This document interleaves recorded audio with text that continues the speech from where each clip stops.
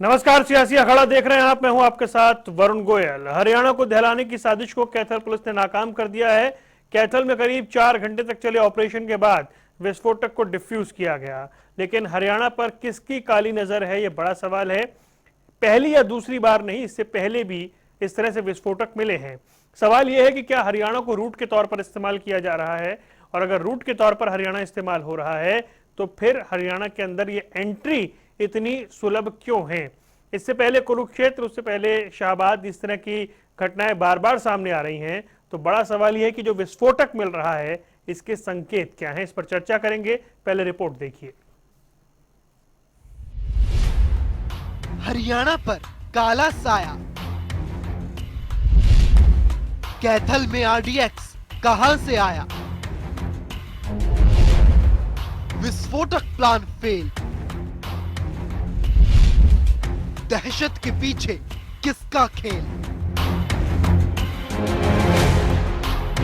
Haryana police ने एक बार फिर आतंकी साजिश को नाकाम कर दिया है। कैथल में 1.5 किलो आरडीएक्स बरामद हुआ, जिसे बम निरोधक दस्ते ने समय रहते निष्क्रिय कर दिया। विस्फोटक सामग्री कैथल जींद रोड पर गांव देवबन के कैंची चौक पर साइन बोर्ड के नीचे झाड़ियों में एक पैकेट में छिपा कर रखा गया था। पैकेट में इलेक्ट्रॉनिक डेटोनेटर, मैकेनिज्म, 9 बोल्ट की बैटरी, मैग्नेट लगा एक आयरन बॉक्स भी था। हरियाणा में पिछले 4 महीने में तीसरी बार बड़ी मात्रा में दहशत का सामान बरामद हुआ है। हमारी टीम यहाँ पे मौके पे पहुंची और हमने पूरे एरिया को कॉर्डन ऑफ किया और हमने हमारे मधुबन से बॉम्ब डिस्पोजल टीम जो है उसको बुलाया। बॉम्ब डिस्पोजल टीम ने मौके पर आने के बाद में पूरा उसका निरीक्षण किया और निरीक्षण करने के बाद में उसको डिफ्यूज़ किया। और उसके बाद में ये पाया गया कि मौके पे इसमें करीबन 1.5 किलो के आसपास हाई एक्सप्लोजिव सामग्री थी, और उसके साथ में एक इलेक्ट्रिक डेटोनेटर, एक मैकेनिज्म, 9 वोल्ट की बैटरी, एक आयरन बॉक्स जिसमें कि मैग्नेट नीचे लगे हुए थे, ये इसके अंदर पाया गया। इससे पहले करनाल और शाहबाद में विस्फोटक मिला था। ऐसे में सवाल ये कि हरियाणा पर किसकी काली नजर? दहशत का सामान कहां से आया? कौन करना चाहता है शांति भंग? 4 महीनों में तीसरी बार दुश्मन कौन? क्या बॉर्डर पार से आ रहा विस्फोटक? हरियाणा के अलावा पंजाब में भी ऐसे विस्फोटक लगातार मिल रहे हैं। कभी टिफिन बम के जरिए साजिश को अंजाम देने की कोशिश हो रही है, तो कभी आईईडी के जरिए दहशत फैलाने का प्रयास हो रहा है। इसी के साथ शक की सुई एक बार फिर पाकिस्तान पर जा रही है, क्योंकि पहले भी पाकिस्तान कई बार नापाक कोशिश कर चुका है। हरियाणा में दहशत का विस्फोट मिलने से पहले भले ही पुलिस ने निष्क्रिय कर दिया हो, लेकिन सवाल वही है, आरडीएक्स कहां से आया? हरियाणा पर आखिर किसकी है काली नजर? कौन खिलते हरियाणा में दहशत का बम फोड़ना चाहता है? कैथल में मिले 1.5 किलो आरडीएक्स का क्या संकेत है? न्यूज डेस्क, जनता टीवी।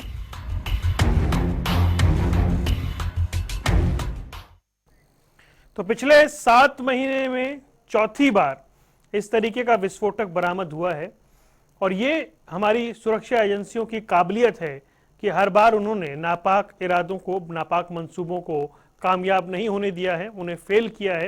लेकिन सवाल ये है कि ये बार बार जो विस्फोटक मिल रहा है इसके संकेत क्या हैं, और हरियाणा क्या एक सुलभ रूट बन रहा है? अगर ऐसा है तो क्यों? इस पर चर्चा करेंगे। कई खास मेहमान हमारे साथ जुड़ गए हैं। प्रवीण अत्रे हमारे साथ भारतीय जनता पार्टी का पक्ष रखेंगे, वो जुड़ गए हैं। इंद्राज हमारे साथ हैं आम आदमी पार्टी का पक्ष रखने के लिए। कांग्रेस से मनीष खटाना है, आपका स्वागत है। और रणबीर शर्मा, पूर्व आईपीएस हरियाणा, वो भी हमारे साथ हैं। सबसे पहले प्रवीण अत्रे जी, मैं आपके पास आना चाहूंगा। हमारी सुरक्षा एजेंसियां शानदार काम कर रही हैं, इसमें कोई दो राय नहीं है, लेकिन 7 महीने में चौथी घटना और हरियाणा से इनका निकलना, ये एक चिंता की बात है। बिल्कुल सही कहा वरुण आपने कि चिंता की बात है, और इसीलिए हमारी जो एजेंसीज है वो पूरी तत्परता से काम कर रही हैं, और एजेंसी के कार्य को लगातार हम देख भी रहे हैं। जो देश विरोधी ताकतें हैं जो वो दुश्मन देश जो लगातार देश में अस्थिरता पैदा करने की कोशिश करते हैं, ऐसे लोग जो इस तरह की ताकतों का साथ देते हैं, उनके गलत मंसूबे वो पूरा करना चाहते हैं। लेकिन हमारी एजेंसीज की बात करें, हमारी पुलिस की बात करें, वो तत्पर है, वो चुस्त दुरुस्त है, वो इतनी काबिल है कि ऐसे तत्वों के मंसूबों को कामयाब ना हो पाए, इसके लिए लगातार प्रयासरत है। जी, मतलब मेरा इसमें एक सवाल और है कि जो पहली 3 घटनाएं हुई, अंबाला, शाहबाद, करनाल, वो जो जीटी रोड है वहां से वो थे, ये जो है ये ग्रामीण रूट जो पकड़ा गया, ये जिस तरीके का रास्ता चुना गया, यानी कि हर संभव कोशिश यहां से निकलने की हो रही है। देखिए वरुण, ऐसा है कि इस बारे में बहुत डिटेल के अंदर तो शर्मा जी आपने रणबीर जी को जोड़ा हुआ है, क्योंकि वो पूर्व पुलिस अधिकारी हैं, उनको बेहतर पता है और वो जानते हैं कि इस तरह के लोगों की मोडस ऑपरेंडी कैसे होती है और पुलिस किस तरह से काम करती है। लेकिन हमारा जो विषय है वो ये कि ऐसे तत्व अपना सर ना उठा सके, ऐसे तत्व अपने मंसूबों में कामयाब ना हो सके, हमारा फोकस वहां पे रहना। ठीक है, मैं आऊंगा उस पर, चर्चा आगे बढ़ाएंगे। रणबीर जी, आपको आवाज मिल रही है मेरी? हाँ, मेरी आवाज आ रही जी आपको? जी जी, आवाज मिल रही है सर, आपका स्वागत है। हाँ, बहुत बहुत धन्यवाद, जी, बहुत धन्यवाद। रणबीर जी, मैं आपसे ये समझना चाह रहा हूं कि पहले 3 जो ये रूट थे, अंबाला, शाहबाद, करनाल, तीनों जीटी रोड पर थे। इस बार इन्होंने ग्रामीण रूट पकड़ा है और ये हरियाणा से जो निकलने की कोशिश हो रही है, पहले ऐसा सुना नहीं, 7 महीने में चौथी बार ऐसा हुआ है। क्या कुछ आपको समझ आ रहा है? देखिए, मैं ये जो ये वारदात अभी तीतरम के पास हुई है वरुण जी, तो वेकअप कॉल है हरियाणा के लिए। और ना केवल हरियाणा, मैं इसको जोड़ूंगा पंजाब, हरियाणा, दिल्ली, राजस्थान और हिमाचल से।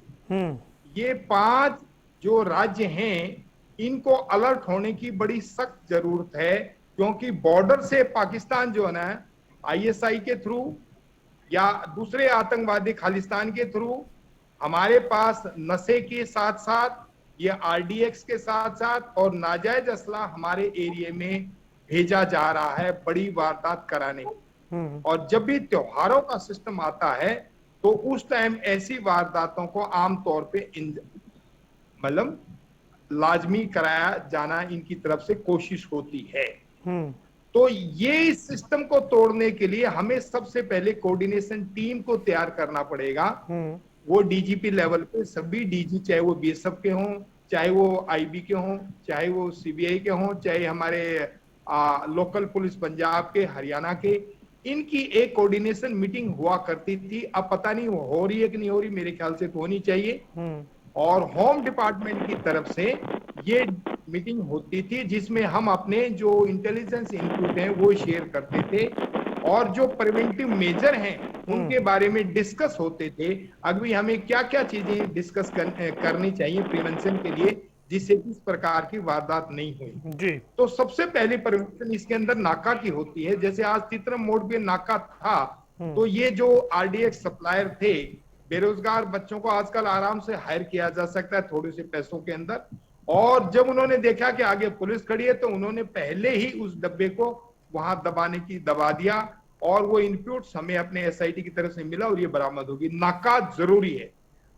2 नाकों के बीच में एक पेट्रोलिंग पार्टी होती है जो एक दूसरे को इतला देती है और बीट बूट पे दस्तक करती है कि भी मेरे एरिया सुरक्षित है।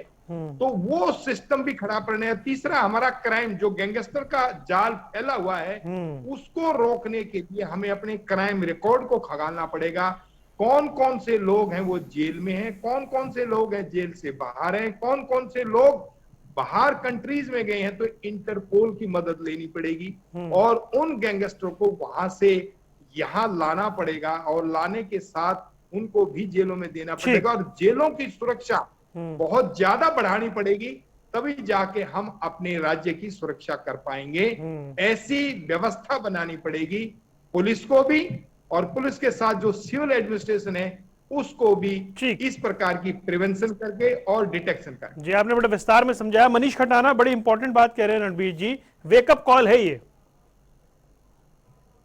जिस कोऑर्डिनेशन की बात की है, 7 प्रदेशों ने आपस में कोऑर्डिनेशन बनाया हुआ जिसका हेड ऑफिस पंचकुला में है, वहां से ऑपरेट हो रहा है। मीटिंग रेगुलर होती है जिसका जिक्र अभी रणबीर जी कर रहे हैं।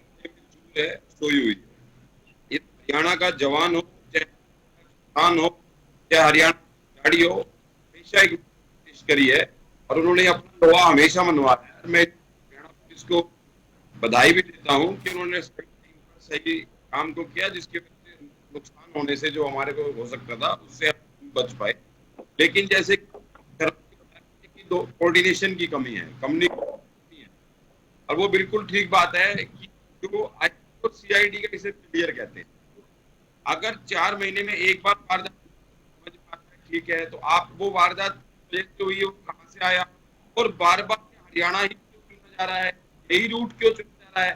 उनको ये लग रहा है हरियाणा की हुई है, हरियाणा में लॉ ऑर्डर थोड़ा सा लचीला है, या हरियाणा तरीके से होम आज काम को करने में फेलियर रहा है।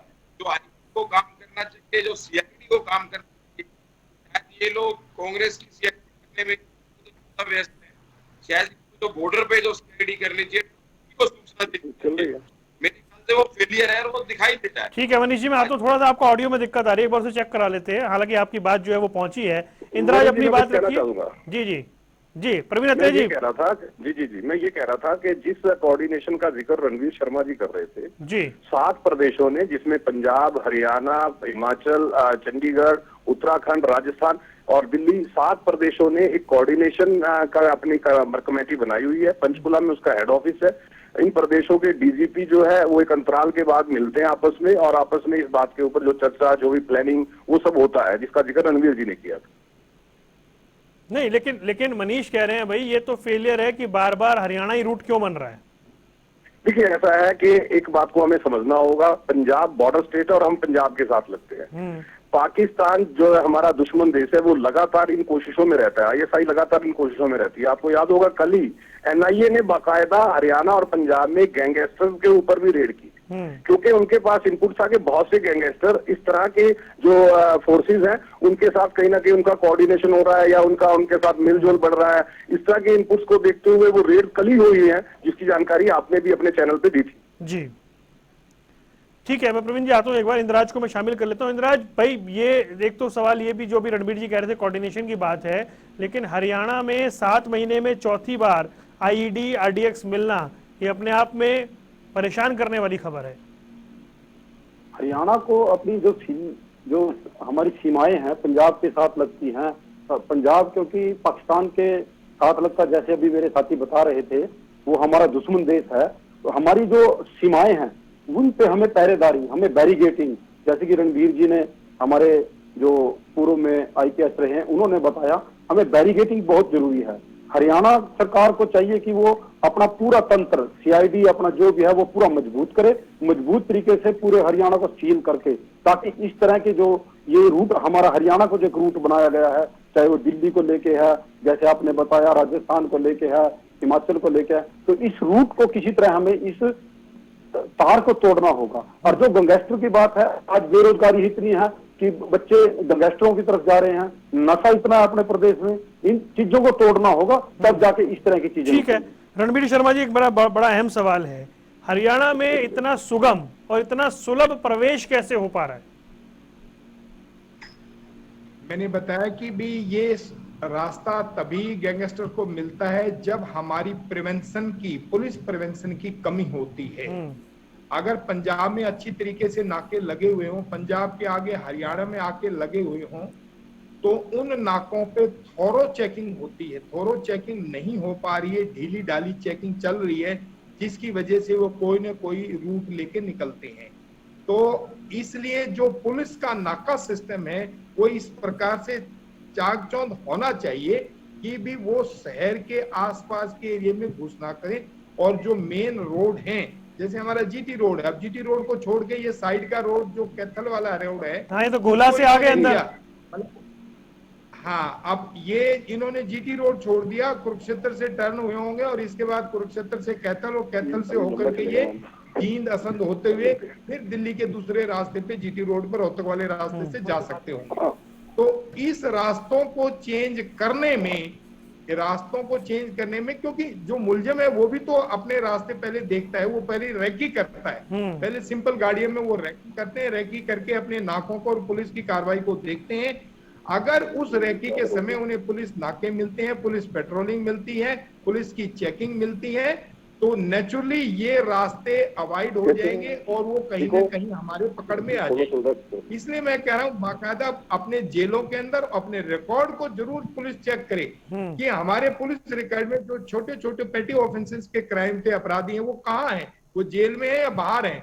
इन्हीं लोगों को वो जेलों से इंगेज करते हैं और इंगेज करके बॉर्डर पे ले जाके कि ये माल सप्लाई मतलब एक किस्म का आरडीएक्स को आगे भेजने की वारदात की। ये बड़े शहरों में भेजते हैं, छोटे शहरों में कम वारदातें होती हैं, बड़े शहरों में दिल्ली में, बॉम्बे में, चेन्नई के अंदर, मद्रास में, इन जगहों पे ज्यादा भेजते हैं जहां पे थोड़ी सी पब्लिकली हो हुल्ला उनका ज्यादा हो, चाहे वो खालिस्तान का मामला हो चाहे आईएसआई का मामला हो। तो इन पाकिस्तान की जो विरोधी नीति है या पाकिस्तान की जो दुश्मन की नीति है उसको संभालने के लिए हमें बॉर्डर को सील करना पड़ेगा और बॉर्डर के साथ साथ अपने जो राज्य हैं उनके जिलों को सील करना पड़ेगा और इसके बाद लोकल थानों को सील करने पड़ेगा। जब 3 जगह के 3 प्रकार की चेकिंग होगी, बॉर्डर पे भी चेकिंग हो, बॉर्डर के आगे जिलों की चेकिंग हो, जिलों के बाद फिर आगे थाने लेवल पे चेकिंग हो, फिर ये प्रिवेंशन रुकेगा और साथ ही साथ पेट्रोलिंग हमें बढ़ानी पड़ेगी। इसके लिए सरकार को बहुत स्ट्रॉन्ग विल देनी पड़ेगी कि जो इंफ्रास्ट्रक्चर उनके पास है, चाहे वो ट्रांसपोर्ट का है, चाहे वो हमारा कंप्यूटर्स का है, कम्युनिकेशन का है, वायरलेस का है, वो सभी संसाधन जब सरकार पुलिस को देगी और खासकर मुलाजिमों की बड़ी सख्त कमी है हमारे थानों के अंदर। जब थानों में मुलाजिम नहीं है तो पेट्रोलिंग और नाकाबंदी कहां से करेंगे? तो उनके मुलाजिम पूरे करे जाए, उनकी ट्रांसपोर्ट पूरी करी जाए, उनका वायरलेस कम्युनिकेशन पूरा करा जाए और उनको जो भी साजो सामान की जरूरत है वो हर हालत से पूरी की जाए, तभी सीएम के एक्शन का रिएक्शन पुलिस करके देगी। अभी पुलिस की थोड़ी सी चौकन्ना होते ही ये आरडीएक्स बरामद हो गया और आगे भी हम उम्मीद करते हैं कि पुलिस और ज्यादा चौकन्नी होगी, सरकार और ज्यादा चेतेगी। उनके लिए वेकअप कॉल है कि वो सख्ती से समाज की सुरक्षा करें। जी बिल्कुल, हमने शुरू में ही कहा कि सुरक्षा एजेंसियों की तारीफ करनी होगी कि उन्होंने हर उस इरादे को नाकाम साबित किया है। परवीन इतने 2 बातें हैं, एक तो ये कि ये वेकअप कॉल है, दूसरा ये कि जो एंट्री इतनी आसानी से हो जा रही है उस पर कुछ करना होगा। जिस तरह से रणवीर शर्मा जी ने कुछ सुझाव दिए हैं और साजो सामान होना चाहिए पुलिस फोर्सेज के पास, जो उनकी संख्या है वो बढ़नी चाहिए। अभी एक लगभग 1 हफ्ता पहले ही माननीय मुख्यमंत्री जी और गृह मंत्री ने पुलिस उच्च अधिकारियों के साथ एक बैठक की थी, आपको याद होगा, और उसमें बाकायदा पुलिस अधिकारियों को ये डायरेक्शन जारी किए गए थे किसी भी ऐसे तत्वों को सर न उठाने दिया जाए और जिस रिसोर्स की भी पुलिस को जरूरत है सरकार वो रिसोर्स मुहैया कराएगी। ये डायरेक्शन मुख्यमंत्री जी की तरफ से दिए गए थे। लेकिन इसके साथ साथ वरुण जी एक चीज का और हमें ध्यान देना होगा। आपको याद होगा पंजाब के पूर्व मुख्यमंत्री कैप्टन अमरिंदर लगातार एक बात कहते रहे कि बहुत से ड्रोन जो है वो पाकिस्तान से हमारी सीमा के अंदर आ रहे हैं। कुछ ड्रोन पकड़े भी गए और लेकिन उन्होंने ये भी आशंका व्यक्त की थी कि हो सकता है कुछ ड्रोन जो ना पकड़े गए हैं क्योंकि उन ड्रोन के जरिए हथियार आ रहे थे। तो जब ड्रोन के जरिए दुश्मन देश की एजेंसी इस तरह की नापाक कोशिश कर रही थी, हालांकि हमारी फोर्सेज ने उन ड्रोन को पकड़ा। अगर आपको याद हो कि केंद्र सरकार ने बीएसएफ का दायरा जब 50 किलोमीटर बढ़ाया, हालांकि बहुत से विरोधी दलों ने उसके ऊपर अपने विरोध किया था इस बात का कि दायरा बढ़ा दिया है, दखल अंदाजी बढ़ जाएगी, जबकि उद्देश्य केंद्र सरकार का भी यही था कि बीएसएफ का अगर हम दायरा बढ़ाएंगे तो बीएसएफ उतनी तत्परता से अंदर तक जाके इस तरह के विषयों की जांच कर सकती है जिससे इस तरह के तत्वों पे अंकुश लगे, और वो सरकार की तरफ से कोशिश हो रही है। लेकिन रणवीर जी ने जो बात की कि पंजाब हरियाणा का बॉर्डर, देखिए पंजाब हरियाणा के बॉर्डर पे चेकिंग सख्त हो, बाकायदा हर गाड़ी को चेक किया जाए, लेकिन ये हमारा इस तरह का बॉर्डर है जहाँ पे खेतों के जरिए अंदर आना, दूसरे मार्गों से अंदर आना, मतलब कहीं ना कहीं इन चीजों की आशंका बनी रहती है। इंपॉर्टेंट चीज ये है कि अगर हमारी एजेंसी, हमारी फोर्स, हमारी पुलिस तत्परता से काम करती है और इस तरह से धरपकड़ करती है, कहीं ना कहीं वो इस बात की ओर इशारा भी करता है कि भले ही दुश्मन जितना मर्जी कोशिश कर ले लेकिन हमारी फोर्सेस उसको कामयाब नहीं होने देंगी। जी जी, मनीष खटाना, आपको क्या लग रहा है? क्योंकि देखिए फोर्सेस बेहतर काम कर रही हैं लेकिन सुझाव बहुत सारे हैं क्योंकि हरियाणा रूट बन रहा है, इसलिए चिंता है। देखिए वरुण जी, सही है, लेकिन वेकअप कॉल जो कॉल होती है तो पहली बार आती है, दूसरी बार वेकअप कॉल आई, अब चौथी बार आ, तो ये बिल्कुल साफ जागने सरकार ने पहली बार जब पकड़ा गया या क्षेत्र में पकड़ा गया तो सरकार ने क्या एक्शन लिया, सरकार पेट्रोलिंग बढ़ाई गई, क्या नाके किए गए, क्या लाइव बढ़ाए गए। और जहां आज देश 5G के ऊपर चल रहा है तो क्या ऐसा हाईवे पे जो सरकार विज्ञापनों में पैसे खर्च करते हैं, क्या वो थोड़े से पैसे पुलिस प्रशासन में या लॉ एंड ऑर्डर के लिए खर्च नहीं हो सकते? क्या उस लोगों की सुविधाओं के लिए नहीं करते? क्या सरकार और जहां तक बड़े भाई ने कहा पूर्व IPS अधिकारी कि महकमों में, थानों में मुलाजिमों की कमी है, ये भी सच है कि पिछले 8 साल से कितनी भर्तियां ये भी सरकार को पता है। और जो लोग 2008 में जो खिलाड़ी गोल्ड मेडल लेके हरियाणा पुलिस जिनको भी भर्ती किया था वो आज तक प्रमोशन के लिए बैठे हैं। तो आप जब अधिकारियों को, पुलिस प्रशासन अधिकारियों को या और भी अधिकारी है, जब उसको मोटिवेट ही नहीं तरीके का आउटपुट आप उनसे उम्मीद करते हैं तो ये सरकार चाहे खिलाड़ी का हो, चाहे किसान का हो, चाहे व्यापारी का हो, चाहे जवान का हो, हमेशा डिमोटिवेट करने का काम किया। तो मेरे ख्याल से सरकार को सबकी प्रमोशन का ध्यान करना चाहिए, सरकार को उनकी ज्वाइनिंग का ध्यान करना चाहिए, नौकरी में इजाफा करना चाहिए, पुलिस प्रशासन में गाड़ी और जिस तरीके से को आज के जो 5G चल रहा है ऐसे को संभालने के लिए जिससे लाइव डिटेक्टर टेस्ट या रोड पे इस तरीके के बैटल लगाए हैं कि जैसे गाड़ियों जाता है तो वो चेकिंग आ जाए। ठीक है मनीष, मैं लौटता हूँ आपके पास। जी प्रवीण अत्रे, देखिए 2-3 सवाल वो उठा रहे हैं। वो कह रहे हैं भाई 8 साल में भर्तियां नहीं हुई, जिन खिलाड़ियों को प्रमोट करके अफसर बनाना था वो अब तक इंतजार कर रहे हैं, वेकअप कॉल 1 बार 2 बार नहीं होती है, 4-4 बार हो गई है, यानी खामियां हैं। अगर उनको जानकारी ना हो तो उसका तो मेरे पास कोई इलाज नहीं है। वो कह रहे हैं कि भर्तियां नहीं हुई हैं। आपको याद होगा जब मुख्यमंत्री मनोहर लाल प्रदेश के मुख्यमंत्री बने थे 2016 में ही 5000 पुलिसकर्मियों की भर्ती हुई थी। उसके बाद महिला पुलिसकर्मियों की भर्ती हुई, अभी कुछ समय पहले ही पुलिसकर्मियों की भर्ती हुई। बाकायदा हरियाणा पुलिस फोर्स के अंदर जहां महिला पुलिसकर्मियों की संख्या मात्र 5% थी, वर्तमान सरकार ने वो 15% की। बिना भर्तियों के तो वो 15% नहीं हुई होगी। तो अगर किसी प्रवक्ता को जानकारी ना हो या वो जानबूझ के झूठ बोले तो उसका जवाब तो नहीं दे सकता मैं, क्योंकि झूठ का कोई जवाब नहीं होता। लेकिन मेरा ये कहना है, वो कहते हैं कि देखिए वेकअप कॉल जो है, अलार्मिंग कॉल जो है वो 4 बार हो गई है। अपराधी कोशिश करता है अपराध करने की, लेकिन पुलिस की तत्परता उसको अपराध करने से पहले पकड़ लेती है। तो इसको क्या कहेंगे? इसको सरकार की कामयाबी, पुलिस फोर्स की कामयाबी ही कहेंगे।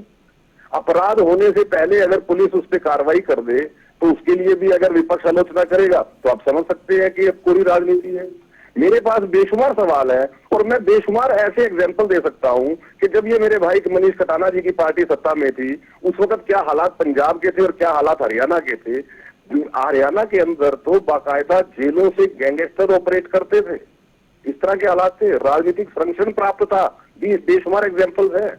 तो मित्र को आलोचना करने से पहले थोड़ा फैक्ट्स को दुरुस्त करना चाहिए। और चलिए आप विरोधी दल है, आप पार्टी या सरकार की भी प्रशंसा नहीं करना चाहते, अपनी पुलिस फोर्स की प्रशंसा तो कीजिए, अपनी एजेंसीज की प्रशंसा तो कीजिए जो इतनी तत्परता से काम कर रही हैं, कम से कम उनका हौसला बढ़ाइए। लेकिन इस राजनीतिक दल का तो इतिहास रहा है, ये हमारे फौजियों पे सवाल खड़ा कर देते हैं, ये बालाकोट के सबूत मांगने शुरू कर देते हैं, ये हमारे सेना अध्यक्ष को गली का गुंडा तक बता देते हैं। तो ऐसे राजनीतिक दल की आलोचना मुझे लगता है कि जनता बेहतर समझती है। और फिर भी मैं सलाह दूंगा, कम से कम प्रदेश और राष्ट्र के बारे में सोचिए, अपनी फोर्सेज का हौसला बढ़ाइए, उनके काम की प्रशंसा कीजिए। मनीष जी रिप्लाई दीजिए, फिर मैं चलता हूँ रणवीर जी के पास। देखिए मेरे भाई अत्रे साहब बहुत सारी बात कही, मैं प्रत्यक्ष को प्रमाण की आवश्यकता। आप हरियाणा लूट डकैती में आवाज क्लियर नहीं, बलात्कार में आप कौन से स्थान पर है, क्राइम रेट कितना बड़ा है, ये आरबी की रिपोर्ट बता देगी। हरियाणा का जवाब देना चाहूंगा जी जी है, ये इनकी नौकरियों का पोल खोल देगी, क्राइम रेट से बढ़ रहा है, पोल खोल देगी। और जहां तक मेरे भाई बात कर रहे हैं हरियाणा की बात, ठीक है हरियाणा पुलिस ने अच्छा काम किया, बार बार कह रहा हूँ। और मैंने कहा इसका जवान हो चाहे किसान हो चाहे वो खिलाड़ी हो, उन्होंने हमेशा अपना लोहा मनवाया। लेकिन सरकार ने जवान को आपने किसान के सामने गोलियां दिलवाई। नहीं सर, कहाँ चले गए? नहीं डिस्ट्रैक्ट हो गए। नहीं मुद्दे से कहीं और जा रहे हैं सर। नहीं मनीष भाई मुद्दे पर रहिए। नहीं, ये फिर चर्चा किसी और दिन हो जाएगी। प्रवीण जी जवाब दीजिए, इंदिरा जी और रणबीर जी इंतजार कर रहे हैं, वो देखिए, कह रहे हैं मैं ये कह आंकड़ा रहा हूं कि देखिए एनसीआरबी का। हाँ, चलिए मैं आंकड़ा बता देता हूँ। 2004 में कांग्रेस की सरकार प्रदेश में आई थी। अब 2004 से लेके 2014 तक कांग्रेस की सरकार रही। एनसीआरबी का आंकड़ा निकाल लीजिए वरुण भाई। ओवरऑल क्राइम में हरियाणा प्रदेश में 555% की वृद्धि थी। महिलाओं के प्रति अपराध में 174% की वृद्धि थी। वर्तमान समय के अंदर जैसे ही आंकड़े के अंदर 37% की वृद्धि आंकड़े ने दिखानी शुरू की, मुख्यमंत्री ने तुरंत पुलिस के उच्च अधिकारियों की बैठक बुलाई, दिशा निर्देश जारी किए कि आपराधिक तत्वों को प्रदेश में सरना उठाने दिया जाए। इसके लिए पुलिस को जो भी संसाधन चाहिए हरियाणा सरकार देगी। वर्तमान सरकार तो आंकड़े को 37% पहुंचने पे चिंतित है। जो लोग 555% में भी कुछ नहीं बोले, वो हमसे सवाल पूछ रहे हैं। ठीक है, मेरा सवाल केवल ये है। हरियाणा पुलिस के रुके जी, इंद्राज कुछ कहना चाह रहे हैं बहुत देर से। इंद्राज बोलिए। सर मैं कहना चाहता हूँ, आंत की नए तरीके से साजिशें अपनी रूट ट्राई कर रहे हैं। हमें बिल्कुल नो डाउट कल कैथल में, शाहबाद में, मिर्ची होटल के पास पुलिस ने बहुत अच्छा कार्य किया है, हम उनकी प्रशंसा करते हैं। लेकिन इसके साथ साथ पुलिस को एक नए जो लड़के आए हैं वो बहुत अच्छा काम कर रहे हैं, उनकी फिटनेस बहुत अच्छी है। लेकिन इनको नए इस तरीके की ट्रेनिंग भी होनी चाहिए कि वो इन नई साजिशें अंत की कर रहे हैं, उस तरीके से इनको ट्रेनिंग भी दी जानी चाहिए। और मैं साथ ही कहना चाहता हूँ, ये नशा है एक, ये बहुत बड़ी इसी के साथ ही अटैच करके देखा जाएगा, इसी के साथ जोड़कर देखना चाहिए हमें से। अभी परसों ही कुरुक्षेत्र में एक पुलिस इंस्पेक्टर आज उसके चिट्टे के साथ पकड़ा गया, अब उनकी पुत्रवधू उनके साथ। लेकिन बीजेपी ये कहती है इंदिरा जी कि इनको तो वहीं पकड़ लेना चाहिए, मतलब ये हरियाणा में घुसी क्यों पाते हैं? हाँ बिल्कुल, मैं भी वही कहना चाहता हूँ, इनको ट्रेनिंग, क्योंकि पुलिस को एक नई तरीके की टेक्निकल, जैसे कि अभी हमारे अधिकारी आईपीएस रहे हैं पुराने, रणवीर जी बता रहे थे, एक नई टेक्निक तरीके से भी नई ट्रेनिंग देनी होगी हमें पुलिस को। ठीक है प्रवीण, एक कमेंट आपका जो इंदिराज कह रहे हैं। ऐसा है कि जो इंदिराज कह रहे हैं कि नई तकनीक का उपयोग हो रहा है, इस बात को सरकार भी जानती है और सरकार ने संजीदगी से इसके निवारण के ऊपर काम करना शुरू किया है। मैं फिर वो मुख्यमंत्री जी की मीटिंग का जिक्र करूंगा जिसमें बाकायदा मुख्यमंत्री जी ने कहा कि जो साइबर क्राइम या टेक्नोलॉजी जो अपराध में बढ़ रही है, उसके लिए अगर पुलिस फोर्स के अंदर साइबर क्राइम टीम को अपग्रेड करना है तो संसाधनों की जरूरत है, सरकार वो मुहैया करवाएगी तुरंत। ये बात तो हम पहले चर्चा कर चुके हैं। रणबीर जी उस चर्चा में मेरे साथ थे, वो बेहतर जानते हैं कि मुख्यमंत्री जी ने जो दिशा निर्देश दिए थे, तो सरकार की संजीदगी वहीं से पता लगती है। ठीक है रणबीर जी, एक कमेंट आपका सर, ये मौजूदा स्थिति पर एक 30 सेकंड का कमेंट कीजिएगा। हेलो जी, 30 सेकंड का कमेंट कीजिए सर। देखिए सिंपल सी बात है, मैं बार बार, अभी सरकार के प्रवक्ता बैठे हैं और अपोजिशन वाले भी बैठे हैं, सभी सरकारों को इन व्यापक कालों के लिए हर हालत से अपना प्रिवेंटिव सिस्टम में 3 चीजें आती हैं। नंबर 1 नाकाबंदी पेट्रोलिंग, नंबर 2 क्राइम रिकॉर्ड और नंबर 3 जेलों की सुरक्षा। जहां से ये चीज उत्पन्न होती है उन चीजों पे ध्यान देने की सख्त जरूरत है। और चौथी बात, पुलिस को जो चीज की आवश्यकता है, जो उनकी कमियां हैं, चाहे वो बजट की कमी है, ट्रांसपोर्ट की कमी, जो चीज की कमी है वो कमी उनकी पूरी करिए। और लास्ट वर्ड इज अकाउंटेबिलिटी। अगर पुलिस काम ना करे तो उनकी जिम्मेवारी फिक्स करिए। ठीक है, बहुत बहुत धन्यवाद आप चारों मेहमानों का जुड़ने के लिए। कुल मिलाकर बात यह है कि हरियाणा को रूट बनाने की कोशिश, लेकिन हमारी सुरक्षा एजेंसियां कुछ ऐसा कर रही हैं कि विस्फोटक तबाही का सामान जहां पहुंचना चाहिए उससे पहले ही उसे रोक लिया जाता है। लेकिन वेकअप कॉल के तौर पर हमें और अलर्ट होने की जरूरत है। सियासी अखाड़ा में फिलहाल इतना ही। देखते रहिए जनता टीवी।